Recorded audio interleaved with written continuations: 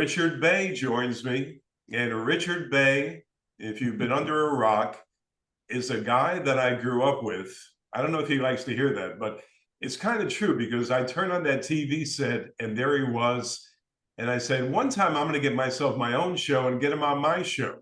That man right there is a guy that can carry on a conversation. The Richard Bay Show, 9 Broadcast Plaza, WABC Radio, all kinds of things. Probably something I'm not remembering about radio too. Where else did you appear on? I was on well, in Philly, actually, I was on WWDB as well as KYW television. I did People Are Talking there and then did it at OR. And after ABC, I was on WWRL and I did fill-ins on Sirius XM. I filled in for Lynn Samuels and for Alex Bennett. And you like radio. I love radio. Yeah, it's great. It's, it's a cliche, but they call it theater of the mind. It is. And I could do a lot of different things well, I did a lot of different things on television too, but I had satirical songs. I had Dick and Dad Go to the Movies. I had Bay the Barbarian, which was I remember every single one. It rings a bell, every single one. And they were so much fun playing the different characters. But I played different characters on the Richard Bay Show too. I was Dick Bay, Private High, Sergeant Dick Bay in charge of his platoon of wimpy husbands, and I was what else was I every week I'd play some different character. Were you once known as Dick Bay in your early days? I was known when I went to Yale Drama School. Some of my fellow classmates would call me Dick Bay. It was the time when Dick Burton and Elizabeth Taylor were really big, so they always saw me as sort of more Hollywoodish, than they were. I mean, listen, I love the theater too, and I probably love it as much as anybody. I love watching it. I love being on the stage. I subscribe to the National Theater online. I watch it on television. But they always thought there was something more commercial or Hollywood. In fact, I was the only one in the class who had already been a member of SAG and a member of Equity before I went to school. So I was out in the real world.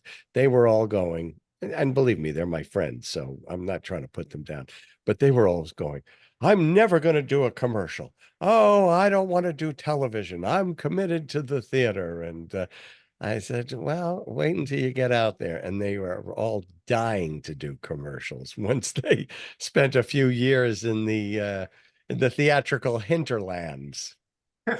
Well, the theater people can be snobs sometimes. They think this is acting, real acting, the live performance. Nothing else matters. But when the money doesn't come in like they would want it to come in, they may think differently. Yeah, well, I always expected that I would end up on a sitcom because I was flown to LA 5 times for different sitcom pilots. And and I was dead broke as a theatrical actor. And my agent was going, they're only offering you 15,000 an episode. I think you should hold out, for 20. And I'd go, are you kidding me? And, the next morning I'd be on a plane and I'd be out there. I remember every one of them. One of them was called Ethel is an Elephant. And Oh, the guy that they only did the pilot, but it's about a guy walking around in New York who finds an elephant and brings it home to his Soho loft. And if you look for it online, the pilot is up there from the guy who got it. One time I was flown out for a show called Rosie with Donna Pescow, and I oh tested yeah. with her Saturday Night for a week. Fever. And Robert Hayes eventually got it. My agent said they thought you were too young looking to be a doctor. And in my late, or like 27, whenever it happened, 26, I mean, I did look like a kid. So that was that thing. And then twice I lost them. What they do is they sign you to a test deal. They make you sign a contract, And then they make one other person sign a contract. So you go out there and you stand in front of a room with all these executives, and you audition with another person in the cast. And then Desi Arnaz Jr. got two of them. Uh, So, I can see the resemblance. That's the, well, in well, his younger days for sure. it doesn't take much to be a well, I guess you look at Seinfeld. There are some great sitcom actors, but the ones I was auditioning for, they, they weren't Seinfeld. It wasn't Curb Your Enthusiasm. Yeah, They were all like set up joke, and you had to understand the rhythm of the piece more than it was more that than acting. It was more music. yeah. The Seinfeld was the Seinfeld Chronicles, and it played very well in New York, poorly other places, but they thought it'd be too Jewish. Right, right. But it turned out to be very, I don't know, the Midwest, they watched it. They everybody watched that show. Yeah, you can get bagels even in Florida now. Yeah, not good ones, but I'm sure you can get them. But yeah, and if not for the direction you ended up going, I think acting, a real, really stage acting, which you're doing now. So I don't want to downplay that, but I think you would have gone in that direction beautifully. And I think that would have been your career, but it did go in a different direction, which was, I don't know, is it regrettable or good? No, it's not regrettable. I mean, what had happened was that I was 29 years old and I was subletting an apartment from a guy named Dwight Schultz. Hmm. And this will make sense when I tell you what happened. And I was really dead broke, and I never wanted to go to my dad and ask him I never, after I graduated from college, he was a great dad. I didn't want any support from them. I wanted to do it all on my own. But I went to my dad and I said, listen, I just know if I go to LA, I can get a sitcom. Uh, can I borrow $1,500? So my father loaned me $1,500 and I flew to LA, and I had a friend who was an executive. He went to Yale Drama School and he became an executive at one of the movie studios. And he gave me a room where he kept all the script submissions called Scooty's room. And I put a door over the boxes and slept on that. But the first week I was there, Jim Lapine, I don't know if you're familiar with him, but he Name does he sounds. does he does all the Sondheim shows. He Oh, directed Into the Woods. He's a mm-hmm. co-writer with him. But back in those days, he had written a play called Table Settings that I had done at Playwrights Horizons off Broadway. And so the first week I was there, he called me and he said, "Hey, would you like to do table settings? We're doing it here in LA. But I'd like you to play the younger son this time," which was even a better part than the other part I had, which was the older son. I had the older son with a fake mustache put on. So I ended up doing this play in LA, and I ended up doing it for 6 months, and I ended up signing two of those deals for sitcoms. And at the end, I was still broke. So 6 months later, I'm dead broke. I come back to New York, but I had a girlfriend named Forbes E. Russell, who was just so Forbes. beautiful, wonderful person. Her family had owned the Elizabeth Islands, which are right off of uh, Cape Cod. The biggest one is called Noshan. But her ancestors had owned the railroads. They bought these islands and they left them in perpetuity to their family. So she was my girlfriend, and she was just a beautiful gal and had made a lot of money in commercials, and she did movies of the week. And one year I asked her, "What's the most money you ever made in a year?" And she said, "Well, one year I had a couple of nationals and I did a movie of the week and I made $50,000." And I went, $50,000. Oh my God. If I could just make that in a year, I could live off of, you know, 10, 12, which is what I was living off of. And so anyway, she said, "I'm coming back to New York and I'm auditioning for CBS for a show called Two on the Town." And I said, I said, wow, that's great. She said, come in and audition with me. It's a guy and a girl, and they do all these fantasy things in New York. And we could do it together and we'd be a couple and it would be fabulous. So to cut this story short, uh, I got it. She didn't. We're still very good friends. And that's how I started on television. And I thought I'll do this for a year and then I'll go back to the theater. And then after that, I was offered a national show called Soap World. Then after that, I went to Philly, replaced Maury Povich on People Are Talking on KYW in Philly. From there, went to, I mean, just one thing led to the other. And before I knew it, I was, 25 years in broadcasting. Well, you had such a knack for it. I felt when I sat at home and watched you, you were talking to me. Well, When you asked the questions, you asked questions that I would have asked. I would say, I want this, I want really to pry, maybe tackle this subject, and inevitably you would really get into exactly where I thought you should go. You had a great knack for that. That's why you went from one to the other to the other. There's a reason for that. And I also remember how it changed when you didn't have a partner on Nine Broadcast Plaza. It became did it become the Richard Bay Show, but you were solo after? well, first I did Nine Broadcast Plaza. Here's what happened is that actually I had done People Are Talking, and I did it for 2 years. We had a 4 rating. We were number 2 in the time period, which was quite an accomplishment for Channel 9. Number 1 was The Price is Right, and nobody beat The Price is Right anywhere in the country. It was the show. So after 2 years, my agent was a real bulldog and called them up and said, double his salary, or else we're not talking. And I said to my agent, Alfred, you can't do this. Executives think they are the stars. They don't they think they put a camera in front of Joe Schmo and that makes him the person. They don't believe there's anything called talent. Alfred, you can't do this. He goes, don't worry. I did it for Maury. I got him a million. He was Maury's agent too. I got him $1 million a year on Current Affair. And anyway, this went on and on and on. And what was funny is it was the day before I was interviewing Sammy Davis Jr., which was a big deal for me because I grew up with him. My family loved him. And my grandmother even named her parakeet Sammy Davis Jr.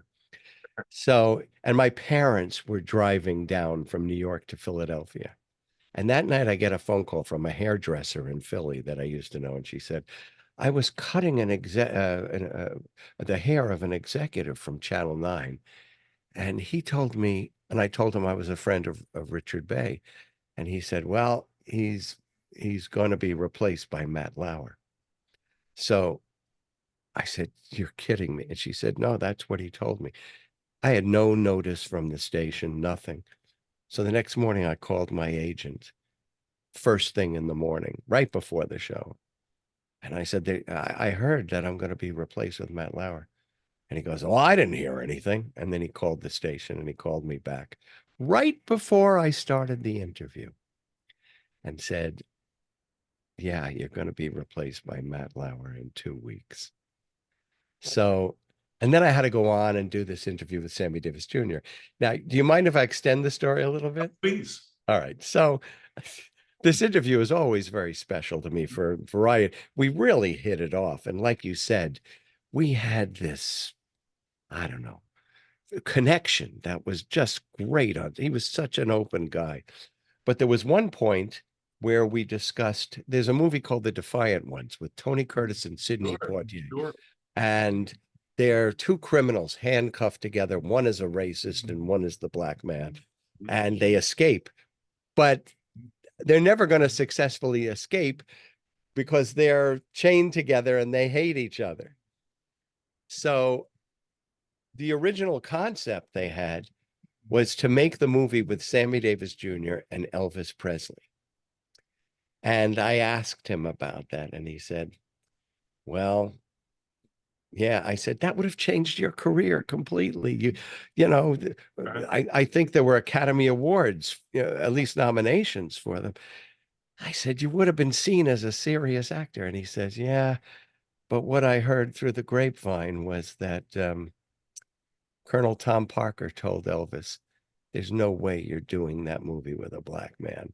You'll lose everybody that, all of your fan base in the South. It's not going to happen." And he said, years later, I spoke to Elvis about it, and he said, listen, I would have loved to have done that, but the Colonel said no, I couldn't do it.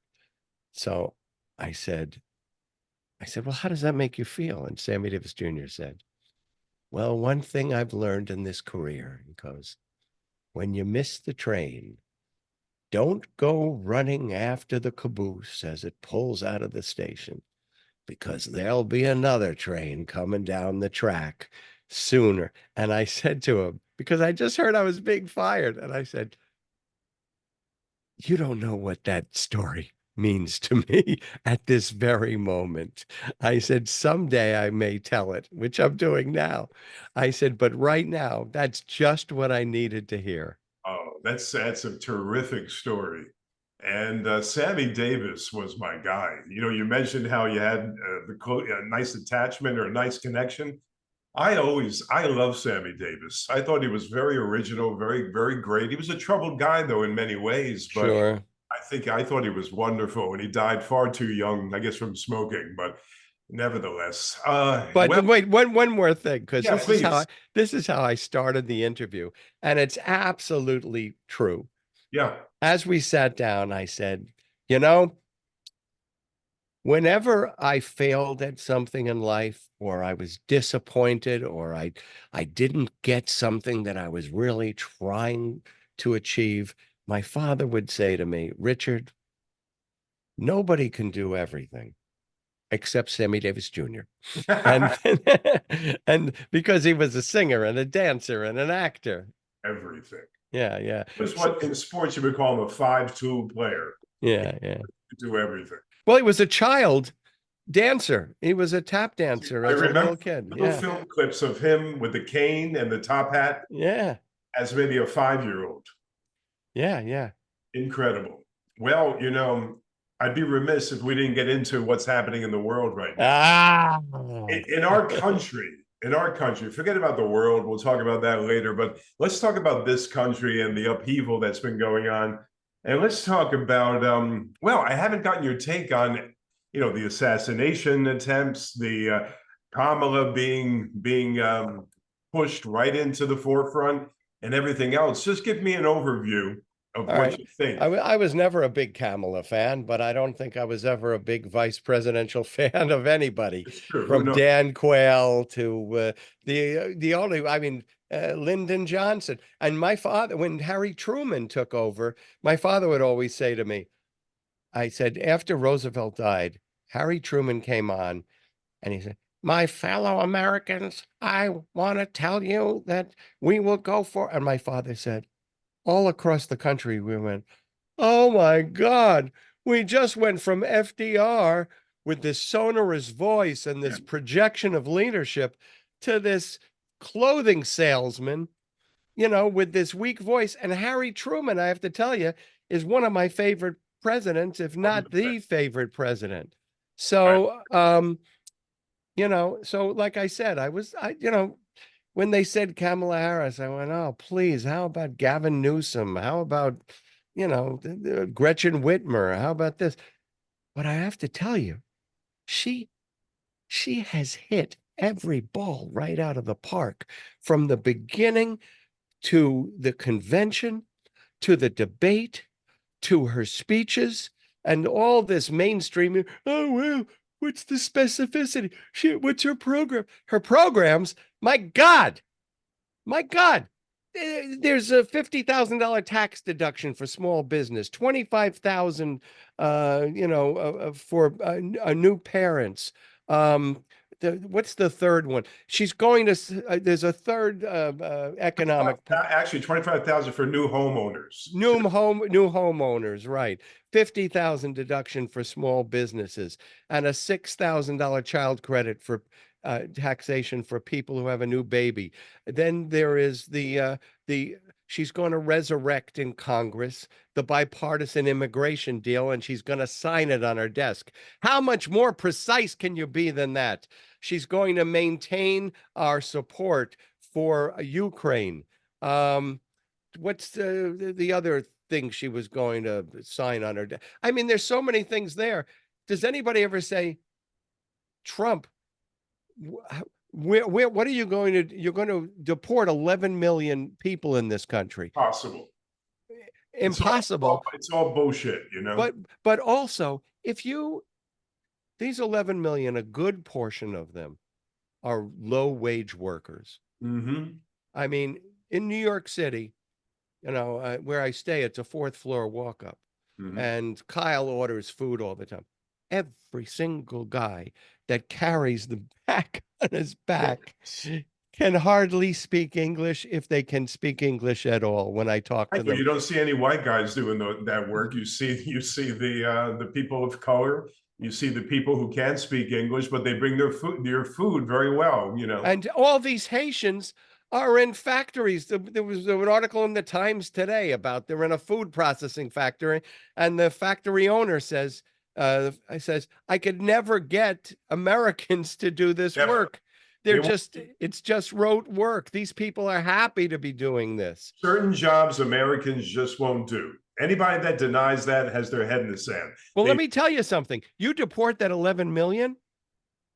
What is that going to do to all these businesses that has low wage workers? You couple that with a 20% tariff on all imports, and you might as well take inflation out into your backyard, pour gasoline on it, and light a match. Well, what about those who say, Richard, that, well, we want them to come here, but come here legally? I agree.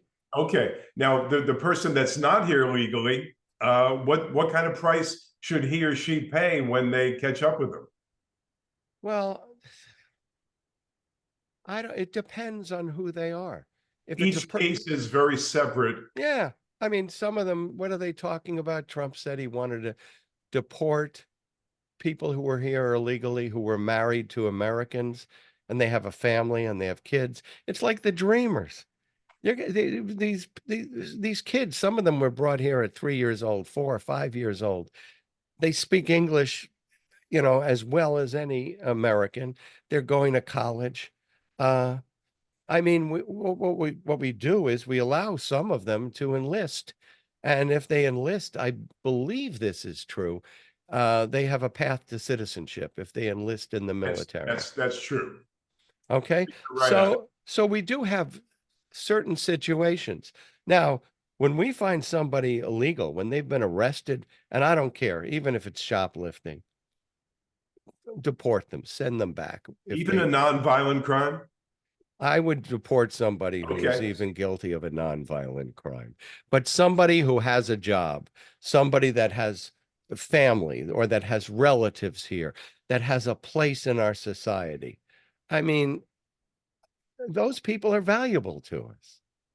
Now, when they get off the buses in droves at Port Authority, 300, 500 at a time, it can be a little overwhelming, Richard. Oh, of course it's overwhelming. Now, they scurry them along to one of those hotels that it's kind of a middle-of-the-road hotel, not a bad hotel.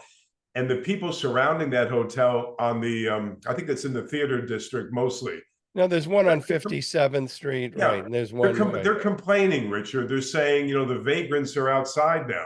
They're staying outside the building. But they're not vagrants. That's what the residents say. Yeah, I know that's what they say. I had a friend, I have a friend who lives on 57th, and he said, I'm afraid to walk down the street. And I said, why? Have they ever attacked you?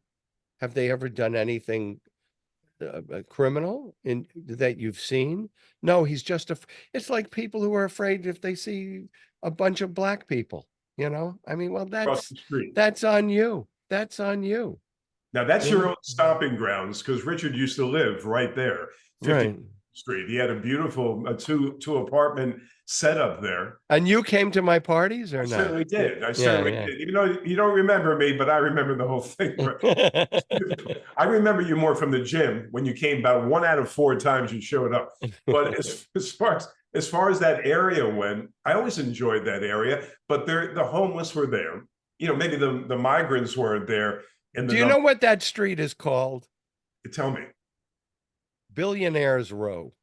for what reason now? Tell me. Because all the billionaires live on All there, right? 57th Street. Still, They still built like this now. what? Now, Yes, it's called Billionaires Row.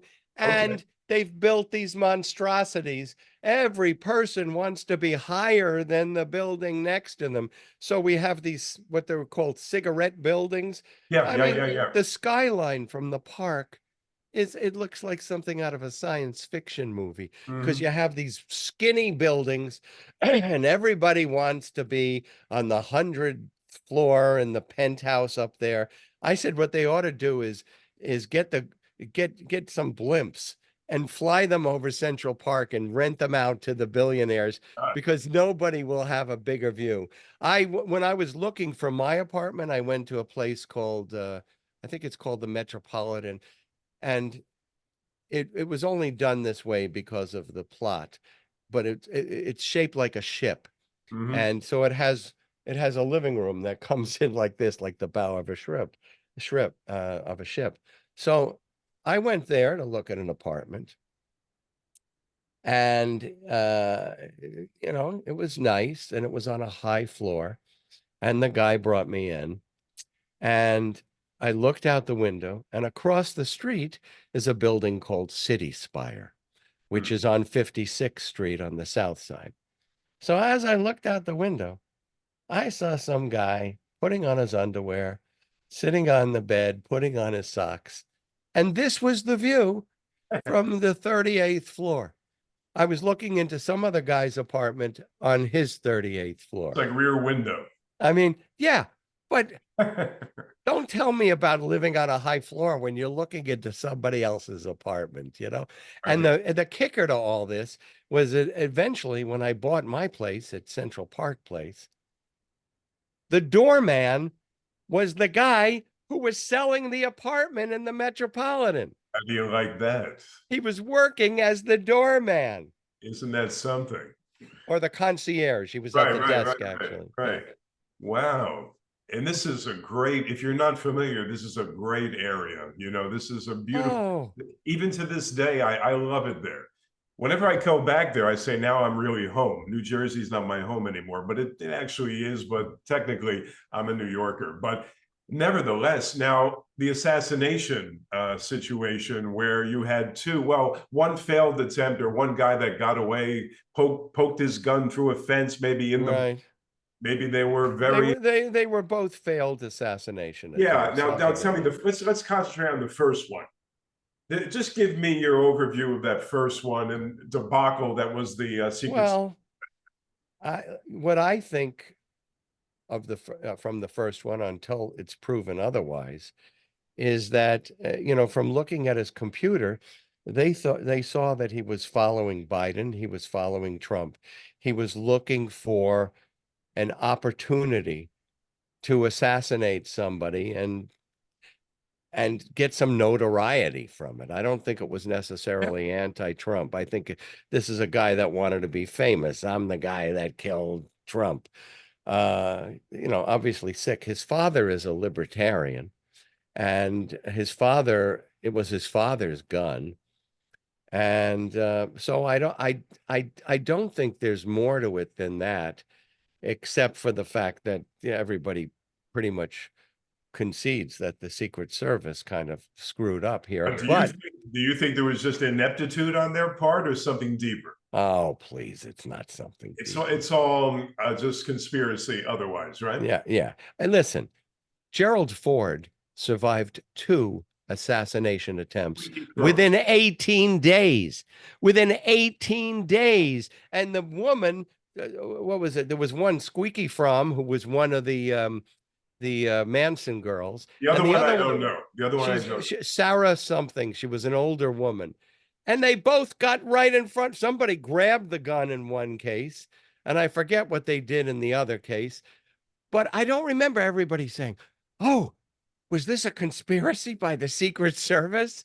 You 50 know, there years ago. wasn't even an investigation. And even Reagan, how did Hinckley get so close that he could, I mean, that they're in the same video?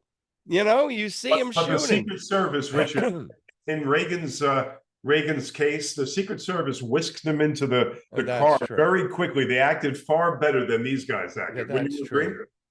That's They true. really got him out of the. If you remember that whole situation, they I got him do. out. I do. They got him I out. thought They they got were him out. very quick in the way they reacted. Although that assassin, would-be assassin, being right there is kind Right. of frightening. You're Right. right about that. And the other thing is, I don't, this is not an excuse for the Secret Service, but Trump said, "Where's my shoe? Can't you find my shoe for me?" Is that what he So, says?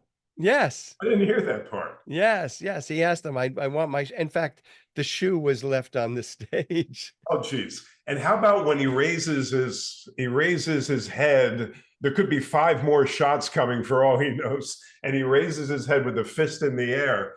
Now, to me, the Secret Service got to keep the guy down there below the podium. That's true. You That's have to true. be crazy to let the guy actually stand and do this when you don't know who's out there. That is true. And that poor fireman that got shot, we don't talk Sure. about it, and got killed. But I actually, listen, I hate to be even project a conspiracy. So let's just say I think about this. Mm-hmm. When they took him to the hospital, the campaign immediately clamped down on the hospital and said, "Don't release any records of his examination or treatment in the hospital." After Reagan was shot, there was a guy standing in front of, came out of the hospital and told everybody where the bullets were, what was happening with the president. After RFK was shot, there was a guy who came out and told you where it was in his brain and what this meant for his a future recovery if it was possible. I mean, but we've never seen a record from the hospital. No. Now, on when that happened, four local police, whether they were state troopers or local police, went to the hospital because they were treated with fragments of glass, plastic, where they got cut. That happened. Now, according to everybody said, the wacky doctor who was just demoted by the military because he was a pill pusher, is it Ronnie Jackson? He's a right-wing, he used to be the White House physician. He said there's a 2-centimeter hole in his ear. A week later, there's nothing on his ear. Yeah, I mean, no one heals that quickly. yeah, no one heals that. And when you get even the smallest cut anywhere on your head, it bleeds like crazy. Oh, I was in a motorcycle accident and I didn't even have stitch. I said, no stitches because it was right over my eye. Thank God, not lower, but it bled like crazy. yeah, I get it. So what are you saying? You had a blood pellet? You're I not was saying saying that, perhaps there was some kind of a fragment that hit his ear. or a Obviously, something hit his ear. but the bullet itself didn't Right. say it was a And fragment. people say, "Oh, didn't you see the video?" Well, I didn't see the video anywhere near his ear. I saw some picture of like a chemtrail on the other side of his head. Well, you have your own conspiracy theory on the matter. See, you have this conspiracy theory. Well, what's the difference? The guy did shoot at him, and whether he was hit by a fragment, but these people that said, "Oh, it was God's angel that came Yes. down and said," Yes, and he turned President Trump's head at the and God's angel said, "Oh, this firefighter spanked his children. Let's kill him instead." Right. No one says that. Yeah, no one mentions the poor guy. And these idiots who went to the convention and put Tampax on their ear to show their solidarity with him. Yeah. Yeah, had a maxi pad on their ear. Yes, I remember that. I'm surprised Trump didn't take his bandage and sell it. You could have a piece of my original Trump bandage. Yes. And when he went to the convention, it wasn't the greatest performance. You could see he was still maybe frazzled just a bit. Did you feel that way? Uh, I didn't watch. I thought it was so boring, and I It didn't wasn't watch boring. it. Yeah. But remember when he said, "Well, my whole I've changed now. I see things in a different light Yeah, now." right. I said to my audience, I said, give him a day, give him a day, maybe two. He'll be back to his shenanigans." And sure enough, Yeah. he had something bad to say right away after Well, that. you know what I'm saying, what I'm going to say now is controversial Yeah, and it's not conspiratorial. It's go ahead. from watching him. He is losing it. His father had Alzheimer's Hmm. during his 80s, Hmm. and the first signs started showing up a decade earlier. What Trump is not the guy that he was even in 2016. This whole they're eating the cats, they're eating the dogs. I'm more popular than Elvis. Last night he said, you know, I could be sunning on the beach. I don't have to be here, And if you saw my body, you'd say, wow, what a body he has. I have a much better body I than miss Joe Biden. I mean, the you. stuff he is saying and this whole idea, oh, it's the weave. That's what an Alzheimer's patient would tell you. Oh, I'm not drifting. I'm going to connect it all together. It is craziness. Well, I know you would agree with me that Biden is suffering from the same malady. That No, Trump, not the same. Trump, Biden is suffering from old age. He has senior moments. He's got a loss of vigor.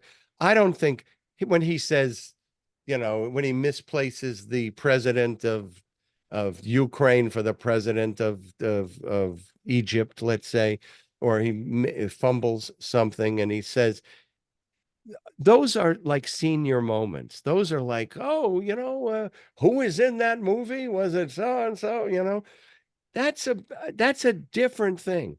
Still, you don't want a president who can't remember things, gets a little. isn't sharp, and You he's don't want to see also his vigor. I mean, listen, as far as I'm concerned, the president, as much as they say they want this imperial presidency, according to the Constitution, the president doesn't have the power of the purse. The president can't declare war. What are the president's powers? I mean, most importantly, the president presents a vision to the country, and in the State of the Union, a vision to the Congress. But it's Congress that legislates. It's Congress that has the power to allocate funds, not the president. I mean, constitutionally, as far as I understand the Constitution, although these days the most important branch of government is the one Alexander Hamilton said was the weakest because it had no power of the purse and it had no power military, and that's the judicial branch, which basically says whatever we say, that's what it is. You know. In fact, there was one Supreme Court justice who famously said in the past, they said, well, how do you interpret the Constitution? How do you figure out what it means? And this justice said, it means whatever we say it means. Mm. That's what, and that's pretty much true these Tell the days. truth. Um, Now, so let me anyway, ask you this before you go, because before you go on, so you're saying this is the most controversial thing you've said so far. You're saying that Trump does indeed have Alzheimer's, maybe dementia, maybe the early stages. Let's right. give him a break. But Biden's shortcomings are due to just senior moments. Would you say that's the case in your mind? Well, it's senior moments coupled with Two brain surgeries? no, well, a Because complete. that takes its toll. Yeah, but I don't see him as, you know, I just don't see. I don't see him saying crazy things. I see Right. Biden mixing things up. That's I true. Trump says Non crazy things. sequiturs. Trump just comes out with anything, eating dogs, Right. eating cats. And it's I more fell out than when he made that statement, Richard. I was watching the debate. Cindy and I were watching, and he said, "They're out of nowhere, Richard. They were talking about something else. right. I know. They're eating the dogs. They're eating the cat." I said, "Oh," I turned to her. I said, that's going to be all you're going to hear for the next 2 weeks," and it was. Well, I was laughing every It time was he opened his hilarious. It was mouth. I had a laugh. It was like a comedy show. And when he said that, it was it was almost like a Shakespearean poetry. They're eating the dogs. They're eating the cats. They're eating the pets of the people who live there. Da da da da da da da da da da da. Some got guy made David. us. It got David Muir caught David Muir at a surprise. Now, do you agree that the two moderators were in the bag for Kamala? No, I believe they did fact checking of the most outrageous things that Trump said, but I don't think they did Rightfully it. so. They should have done. They should have done that. Yeah, I think so. Okay. I think so because they were so outrageous. They were so far off the mark. I mean, there are people afterwards, they fact checked Kamala and she said, we don't have servicemen fighting in a war, you know, anymore since Afghanistan is over. So they said, oh, well, we do have 2,500 servicemen in Iraq. As far as I'm concerned, even if they went after ISIS or something in Iraq, the Iraqi war is over. And they said, well, I think we have like 500. And during Trump, everybody forgets the 4 soldiers who were tortured before they were killed in Niger. Do you remember that? I do. And one guy's body came home and he told the widow he knew what he was getting into. I mean, we didn't even know there were soldiers in Niger, and they weren't the only ones there. And Trump says, well, our soldiers, we had a, do you forget we had soldiers in Syria when Trump was, he said there were no wars when I was president. Are you kidding me? As well as there were 65 American soldiers killed in Afghanistan while Trump was president. There were 13 killed while Biden was president. By the way, he didn't do the greatest job on the borders as he says he did. I remember the borders being like Swiss cheese back then too. So I don't see him doing a yeoman's work on the border either. And now he says if he gets in, all the things he's going to do. But again, our prejudices with the guy. I don't care for the guy. You don't care for the guy. So we have to try to be fair. Do you think that the media in general treats Kamala with kid gloves and they go after Trump? I think the opposite is true. Do you really? I think the media has normalized Trump's insanity. Wow. I think that there's so much dangerous BS that comes out of his mouth. This whole thing with the Haitians in Springfield, and then there's a bunch of Haitians that the New York Times had a piece in Shaman Roy, I think it is, and these people came in and they took jobs that Americans didn't want, and the demonization. I think. Listen, I'll go farther than anybody in this. I see echoes of the Weimar Republic and what rose afterwards. I mean, you have Hitler in 1924 tried to overthrow the government, like January 6th. Hitler demonized a minority group and turned everybody's attention towards them.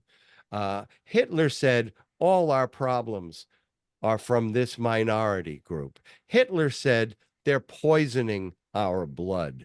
Trump said, they're poisoning our blood.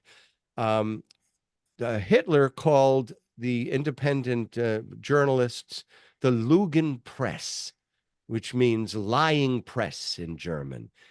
Trump called them the enemies of the people. These journalists are the enemies of the people. How many? The Weimar had an aged, sort of decrepit old man running it, like Biden. His name was Hindenburg, and And also, Hitler was able to rise in the German government because the conservatives thought, they told Hindenburg, make him chancellor. We'll be able to control him. He's got a certain crowd, but we'll be able to get what we want if we just, what was his name? Von Papen, who was head of the Conservative Party. We'll be able to get the conservative agenda, and we'll just use you know, his fire, his rhetoric, his base to get what we want. In the end, they discovered that he would eat any and everything. Hitler needed gigantic rallies, much bigger than Trump's, to satisfy his narcissism and his ego. Should I go on? Yep. The similarities are stark. I mean, there's no doubt about it. Here's another one. The Weimar Republic was a republic that was morally ambiguous, let's say, or even degenerate. If you saw Cabaret, you know the story. And in the Weimar Republic, there was they countenanced homosexuality and lesbianism and prostitution uh, and many people today feel the same thing is happening now with the whole gender discussion, which has gone to ridiculous lengths, in my opinion. But in some, we've legalized gay marriage. There are more visible transgender people around, but the numbers of them are there's such a small. And Trump said, if you send your children off to school, they're going to come back in the after. You send them out in the morning, and they're going to come back a different sex in the afternoon. Come on, man. I know.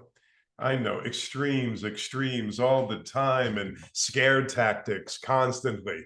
I'm with you, Richard, on most, but on most levels, I'm with you. But I will say, every once in a while, you get the notion that Kamala may be hiding just a bit, because the softball questions that she got with Oprah and she got with Stephanie Rule, I think her name was, is a far cry than if she would have gone on with somebody leaning to the right. Don't you think sure. that? Don't you think? Yeah. I think that Sean Hannity really had some hardball questions for Trump, and well, and yeah, when did Trump sit for a real hardball? Trying to think. Well, he'll say that he agreed to do the ABC debate, and ABC is a bunch of leftists. Well, that's what he would say. Yeah, but they didn't, but he didn't lose that debate because of the moderator. He got his ass kicked. He got what I used to call back in Patterson, New Jersey. He got a good old fashioned ass kissing. Kicking. I said kissing. And then he walked into the spin room and said, the polls all show that I won 94%. Now even him could not. I didn't think he would go that far. I thought he'd lay low a little bit and just calm down a little bit. He came right out and declared that he won the debate when anybody could see that he got a good beating. Well, she was pretty good. She surprised me because she got his goat. Hey, listen, everything, so she surprised me on everything. From the start. On everything from the start. And she wouldn't have been my first choice, to enter the campaign, but she's handled it brilliantly. Would you say the reason they didn't go with somebody else was because of the time factor? Otherwise, so they had to go with her because there were just a few months left? Well, I just why not Newsom? Why not somebody else? I know. I think they went with her because she was the obvious choice. It was obvious to go with the vice president. And I mean, there's all sorts of problems that would arise if they went with somebody else. You do have to concede that. If they got rid of a black woman, although who knows if she's black? I never heard she was black. That's a big point of contention too. The black. I mean, I know, but that was Trump could you imagine sitting there and going, I never knew she was black. I just discovered she was black. That's one of his non sequiturs. He came out with that out of nowhere. Oh, is she black? And that's if she is black. I heard she was Indian for, all that kind of thing. But okay, the second assassination attempt. Let's talk about that for a minute. How did that guy hover around the area for about an hour and a half? He was there longer. He was Was it he longer, 2 hours? I think they place him in the vicinity. I don't know where he slept. I haven't read that yet, but they place him in the vicinity for 12 Oh, hours. 12 hours. That's right. That's the updated version. 12 hours. And the other thing is he was a Trump voter in 2016. That's right. That's true too. But he slept out. He was just hanging around out there for 12 hours. Should he be playing golf at a golf course where you can't cover the entire area? The outside area was all left unaccompanied by any Secret Service people. That's an invitation for something terrible. Well, fortunately, it didn't happen. And I'm glad you say that, because some really staunch people on that side of the fence, they hate Trump so much, they say, "Oh, we missed him. Oh, too Well, bad, you too know bad." what? Isn't I that haven't. terrible when you hear that? I know a lot of people who are Harris supporters. I haven't heard one. I've I heard a guess few. I guess online there were one or two people who posted something. That's how much the hatred, how high the tension is between the two sides. Yeah, but it's also, I love my country. Mm. That's how high my love is for my country. This morning, General Stanley McChrystal, who had been one of the top generals in Afghanistan under Obama, and he was very critical of Obama uh, during his tenure. And I think that he was removed somehow. But this morning, he was brilliant. And this is my feeling too. He was brilliant on ABC. Well, no, CBS. He was on Face the Nation. See, I watch everything. I read everything. But anyway, but what he said is, when I choose a president, I look for character. And Kamala Harris, in my opinion, has the character. Mm. He said, and this is what he said. And actually, I'll repeat what I said earlier because I got it from him. He says, if you vote for someone who has character, they will make the right decisions. Don't vote for policies, because the president doesn't make policies. It's Congress. They cannot promise you 6% GDP. They can't promise you, more Social Security or whatever, even taxes. Congress has to pass it. He goes, but if you look for somebody with good character, he says, do you think, who would ever think that Abraham Lincoln, a one-term representative who was elected president of the United States, would become one of our greatest presidents? Who would think that Harry Truman, a clothing salesman of the, who was a lackey Hmm. of a corrupt political machine in Missouri. I forget the guy that ran the machine, but he was that guy's pawn, that he would turn out to be one of the most consequential presidents after Roosevelt, That would be great. He said, because it's about character. That's one reason I didn't vote for Bill Clinton. I was just going to say that, you took the words out of my mouth, because Clinton, you can talk about his character, but I thought he was a good president. In retrospect, I You would can't say too say, much about his character. right. And I think the president should be a person of character. In fact, I never even voted for Hillary until the election of 2016. I voted against her for senator in New York. Didn't care for Uh, her either. yeah, I didn't care for her either, but I said when it came down to it, Yeah. do I want to vote for someone who is intelligent, experienced, well balanced, to a degree, self-serving, and placing ambition among all other things? Or do I want to vote for someone who is mentally unstable, inexperienced, doesn't care about anybody else but himself? Uh, and that's my choice. Why do you think he does it? He's got all the money in the world, let's face it, even though, his net worth is debatable. Why does he do it? Is it Nar just power? It's just the something, Narcissism. it's all narcissism. It's just the Sure. praise and the glory and everything else that goes with it. That's why he can't say that he lost. I mean, he's he's built up himself as this great businessman when the Taj Mahal was a disaster. Hmm. His casino was a disaster. Truth Social, his thing, it's a disaster. It's now selling at like $10 a share when it was at $82 a He had a good share. ice skating rink. He had a good ice, and he's a bullshit artist. He's a salesman. Now he's selling a what is it, a $1,000 watch, or is it a 10? He's got sneakers. He's got Trump sneakers, gold sneakers, and he's got some kind of wrist thing. I'm not quite sure. He's got a wristwatch he's selling now. Yeah. And then before this, he had trading cards. He had a Trump coin, And you know what? If it was nothing else, the fact of January 6th, and for him to say that these people are hostages and that he's going to pardon them all when he becomes president, if he said nothing else, that would be enough for me. Enough. The fact that he wouldn't concede an election, which by every standard, every courtroom, every count was a legitimate election, that would be enough to disqualify him. How about the myriad of ways that you can vote these days? Do you think it's healthy? In other words, you don't have to go to the polls on Tuesday. You can vote early. You can vote by mail. Can I tell you? Let me get up for a minute and show you something. Yeah, please. All right, let's see now, because this is going to be good. This is actually like show and tell now. We have Richard going to the other room, and Richard is going to come back. I wonder how that beautiful apartment of his is on the inside. I'm trying to get I know this will be on the radio, so people can't see it. That's why I got to keep talking. I'll have to describe it anyway. Okay, this just arrived today. Okay. It is my ballot.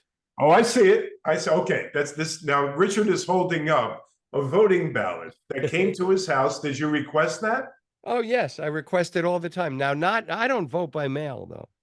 Okay. I vote, and then I drive to the registrar's office. Yeah. And I hand it to them, and I say, can you look at the envelope and make sure that everything's signed and dated in the proper way? And then I give it to them. And then when I go home, they have a website where I can see that my vote has been registered. That's how important it is. And I do that every time. You're a rare guy, though. Most people don't do that. They're kind of willy-nilly in the way they go about it. I still think it would work best. I don't know if it's really feasible anymore, the way things are, but I still think it would work best if people just did it the old-fashioned way, Richard. Went to the polls on Tuesday, be done with it in one day, count the votes. Have you ever seen the lines? I know. In Georgia. I know. When black people want to vote, the line is down the block and around the corner. Yeah, and when I lived in New York, I used to go in there and remember those old voting machines? Weather the storm in New York. Me too. And yeah, really, there were no levers. Yeah, you pull it over, right? Yeah, that's right. It was over. You're right. Right. And the machine looked like it was made in the 1940s. Yeah, no doubt about it. I want to give you a swing state. You tell me who comes out the winner. Nevada, red or blue? Blue. I'll give you the ones that are up for grabs, like Pennsylvania, the big one. I would say blue, but it's going to be so close and the problem with Pennsylvania is this. Pennsylvania has a law that says you cannot start to tabulate mail-in votes until 12 midnight on election day. So, and the Democrats tried to change it. They put up a bill to say we should start counting as soon as the ballots come in, and the Republicans killed it. So you will not know the vote in Pennsylvania probably for 2 or 3 days, and Trump will be screaming, they're stealing it. They're stealing it during those 2 or 3 days. That's the one aspect I don't care for either. They don't tally it up when it's so close. It takes a while. The Republicans have blocked it. They blocked it. Yeah, I guess the Republicans' fault on that one. And in Georgia, the Trump people on the election commission have said that every single ballot in the state has to be hand counted, not who they voted for, but you have to count how many. Do you know how long that is going to take? I can't believe that they have to do it the old fashioned way. That's hard to do. Well, Michigan, they do it on purpose. They yeah, want to yeah, delay it as long as possible. get it. And that's so true. I want to talk about the ID and the voting in a second, but one more because these are the ones that are really up for grabs. Michigan, what do Oh, you think? definitely blue. Okay, Definitely blue. I'm hearing through the grapevine that they're leaning the other way, and that it may be a surprise. But Not Michigan, not Michigan. in, No, in Michigan, yep, Wisconsin has polls that go both ways. Michigan is Harris definitely blue. all the way. And Definitely blue. one more because it's going to go red. I think Georgia. What do you think about Georgia? I would say this, if we ever find out after they count 3 million ballots Right, right. in It could be 2026. sometime in 2025, Yeah. I would say that Georgia will probably go red, but North Carolina may go blue. What about the guy that says, Richard? I'm a black Nazi. Wait, no, we have, right. No, not him. I can't. I don't know enough about that. I tuned that out. I didn't want to hear it. I wasn't in the mood. The voter ID situation where you have an ID for everything you do these days. You can't make a move without showing your ID, maybe two IDs, maybe three. Yeah. And the fact that anybody just about can go and vote, one time. What do you think about You that? can't. You can't. I mean, many states you have to show your ID when you Wait, go to vote. how does that work? Some states yes, some states no. Yeah, some states yes, some But states no. very few yes, right? I mean, No, most there's a bunch. In Florida, it's yes. The times when I've gone to the polls, I had to they show ask for it. yeah, they asked for it. I had to show my driver's license. And the problem is that in some places, uh, there's no legit people that don't drive, don't have a driver's license. I mean, I guess if you had a if they made the ID loose enough, let's say. I mean, students, for instance, don't sometimes they have a driver's license from their parents' home. They Mm. don't have it from where they, the place where they're living in a dormitory. The interesting thing was in Arizona, which I think is which is so bizarre because I think Gallego is far ahead of Carrie Lake, and he will be the Democratic senator. He will win. But the state itself looks like it will go for Trump. I don't know how that happens. That just happened within the last week and a half. No, Gallego's always been somewhat ahead. I No, don't no, know. no. Meaning about going for Trump. Oh, yeah, yeah. About 2 weeks ago, they said it was up for grabs. Oh, Now but here's the kicker, yep, okay? yep. So they discovered that there were 100,000 voters registered in Arizona Hmm. who were registered continuously before they had to show any ID. So these people, even though Arizona is a state where you have to show, your state ID, your American Mhm. state ID, there's 100,000 people in Arizona who have never done that when they registered because I think it might have been the 1990s or 2000 or something. These Mhm. people got in before that. Now Uh, you would think that the Republicans would be screaming, "Oh my God, these are illegal immigrants and they're all getting to vote." But they're not because most of these people are registered Republican. mm. So they just passed a law saying that these people would not have to show their ID, 100,000 of them. And the Democrat, who was maybe state attorney general or something, in the interest of fairness, he agreed. Well, see now it goes both ways. No, it only goes one way. It only goes one way if you're a Republican. It goes both ways.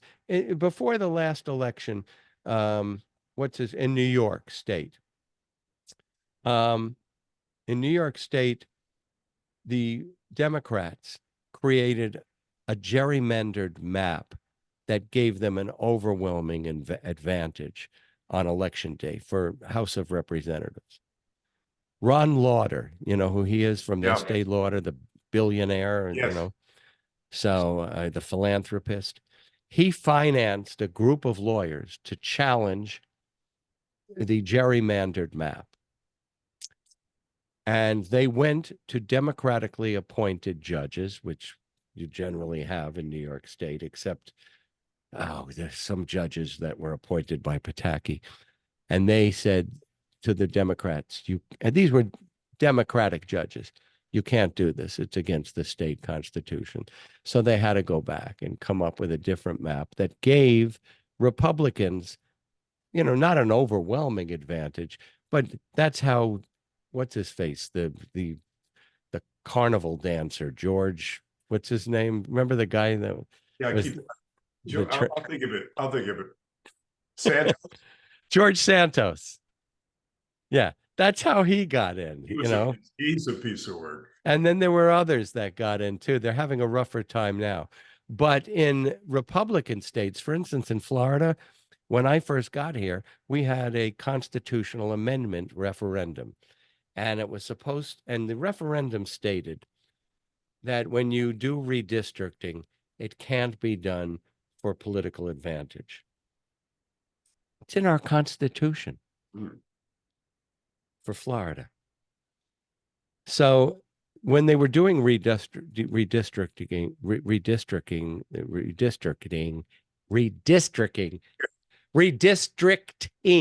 there you go. See, I'm having my senior moment. Yeah. So after the 2020 election, you do it every 10 years. So the Republicans came up with a map that favored Republicans. DeSantis said it's not favorable enough. He yanked it from the legislature, which really has the authority to do it. He called in Republican national experts who use computers and stuff to create the most favorable map for a party. And then he threw it back at the legislature and said, you guys, this is your map. And that's the map we got. So we have two houses of legislature, a Senate and a House. And it's more than 2-1 Republican to Democrats. In a state, up until recently, Democrats, there were more registered Democrats than Republicans. Since COVID, there are now somewhat more Republicans, but it's, there's maybe 100,000 more Republicans now. There's more Republicans than Democrats, but still, what DeSantis did, to my mind, is completely illegal, unconstitutional. They went to the Supreme Court. We have a Supreme Court in Florida with 7 justices, 5 of them appointed by DeSantis and 2 of them appointed by other Republicans. And they said, okay, you can do whatever you want. I mean, when one party controls the judiciary and when they control gerrymandering, you could do this in perpetuity. You could make it, you'll do it this time, you'll do it next time. Because the legislature, everybody who's going to be in that legislature has been gerrymandered in. So in 2030, they could do the same thing.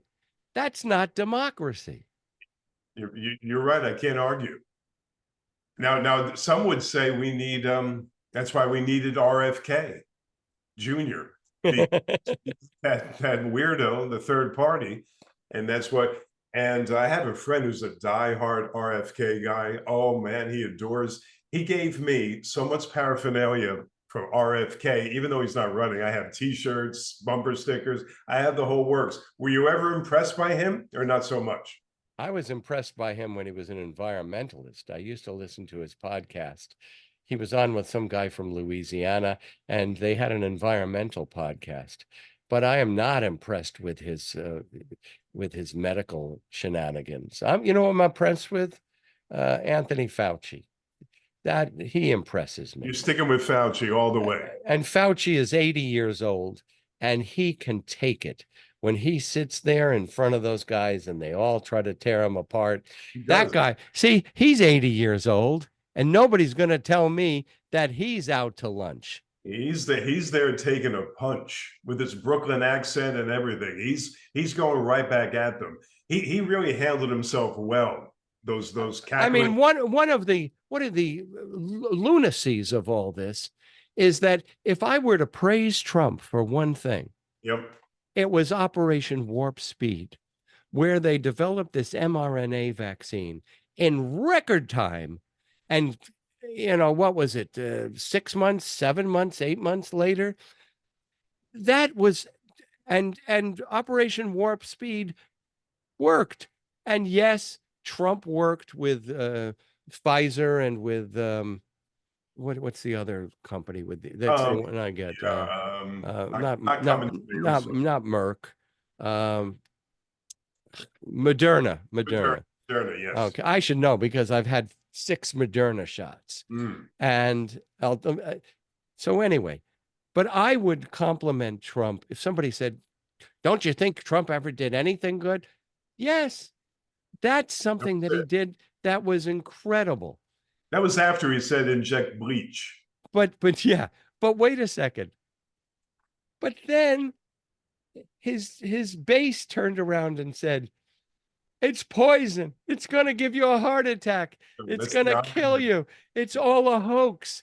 mRNA, it's voodoo." It's so the what Trump created, which was a good thing or helped to create at least, his followers say it is like bleach. It's killing you. Now I have to tell you, last week I got the latest COVID vaccine and the latest flu vaccine, one in each arm.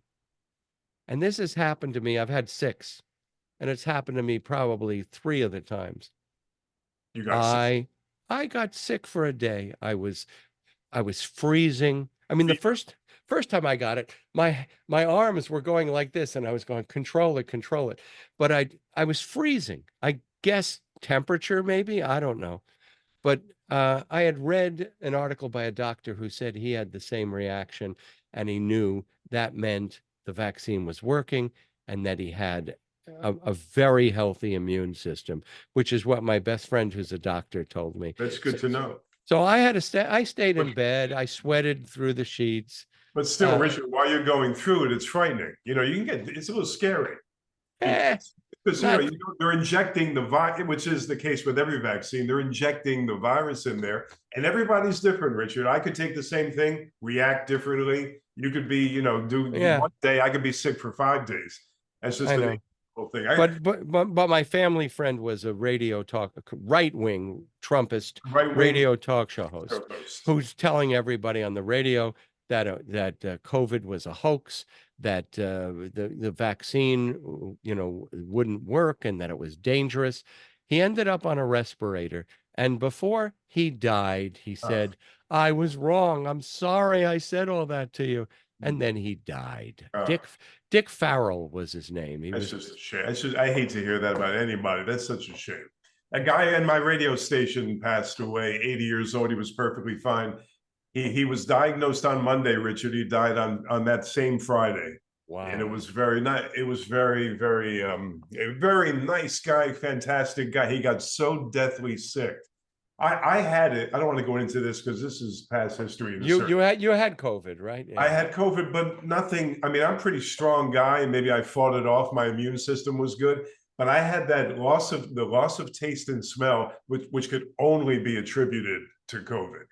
The way it goes out, Richard, is so strange. You feel like you're never going to get it back. In a million years, you're never going to get your taste and smell back. And I had this low-grade fever, a little achy, but my wife nursed me back to health in 2 days. I was kind of okay.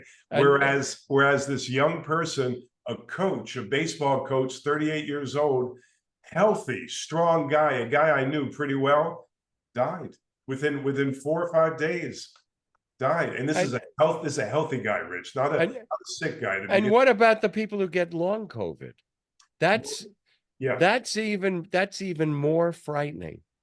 and the symptoms they get, they can't really explain why I don't feel right. I'm a little bit off balance. I just heard somebody just today saying how I haven't had James Brolin, the actor. I was listening to an interview, and he said, well, I had COVID. The first time I was fine, which is not the case usually. The first time is the worst. Right. The second time he had it, Richard, he said, now, I'm over it for 9 months. I still don't feel right. And the guy said, well, you have long COVID. He gave the symptoms that would, just out of this world. And this guy is 80 years old. I think Jimmy Brolin is 80 years old, but it's terrible.